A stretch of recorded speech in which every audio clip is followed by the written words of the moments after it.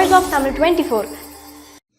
ஒட்டுமொத்த இந்திய சினிமாவின் ஹாட் டாபிக் என்றால் அது இப்போது நடிகை சோபிதா துளிபாலா மற்றும் நாகசைத்தன்யாவின் திருமணம்தான்.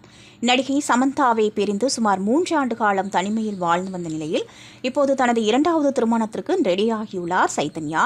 கடந்த ஆகஸ்ட் மாதம் 8ஆம் தேதி குடும்ப நண்பர்கள் மட்டுமே கலந்து கொண்ட விழாவில் சைத்தன்யா மற்றும் சோபிதாவிற்கு நிச்சயதார்த்தம் நடைபெற்று முடிந்தது. இந்த சூழலில் இன்னும் அவர்களின் திருமணமே நடந்து முடியாத நிலையில் இந்த நட்சத்திர ஜோடி 2027ஆம் ஆண்டுக்குள் விவாகரத்து பெற்றுவிடுவார்கள் என்று பீதியை கிளப்பியுள்ளார் ஜோதிடர் ஒருவர்.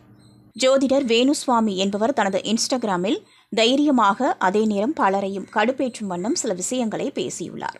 அவர்களின் ஜாதகத்தை கணித்து தான் சில விஷயங்களை கண்டுபிடித்துள்ளதாக கூறும் அவர், சைதன்யா மற்றும் சோபிதாவின் உறவு 2027இல் முடிவுக்கு வரும் என்றும் ஒரு மர்மமான 3வது பெண்ணின் தொடர்பு காரணமாகத்தான் அந்த நிகழ்வு நடைபெறும் என்றும் கூறியுள்ளார்.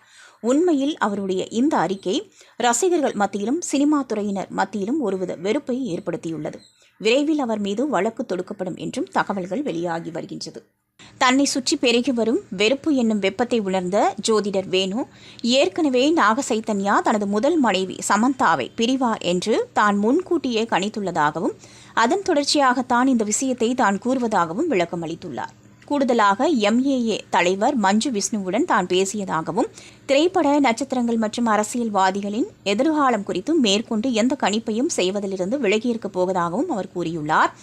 ஆனால் இந்த வாக்குறுதி நிறைவேறுமா என்பதை பொறுத்திருந்துதான் பார்க்க வேண்டும்.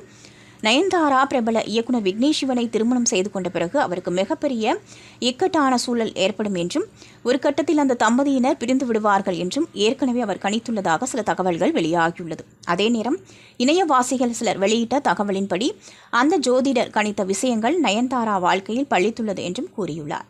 உதாரணமாக திருமணத்திற்கு பிறகு திருப்பதி கோவில் பிரச்சினை, அன்னபூரணி திரைப்பட பிரச்சினை, தொழில் ரீதியான பிரச்சினை என்று பல பிரச்சனைகளை சந்தித்தார் நயன்தாரா. அதுபோல இயக்குனர் விக்னேஷ் சிவனுக்கும் கிடைக்கவிருந்த பெரிய வாய்ப்பான அஜித் திரைப்பட வாய்ப்பு கை நழுவி போனது. ஆகையால் அவர் கணித்தது சரியாகியுள்ளது என்று கூறியுள்ளனர் இணையவாசிகள். நீங்க பார்த்துட்டு இருக்கிறது Voice of Tamil 24. Like, share and subscribe.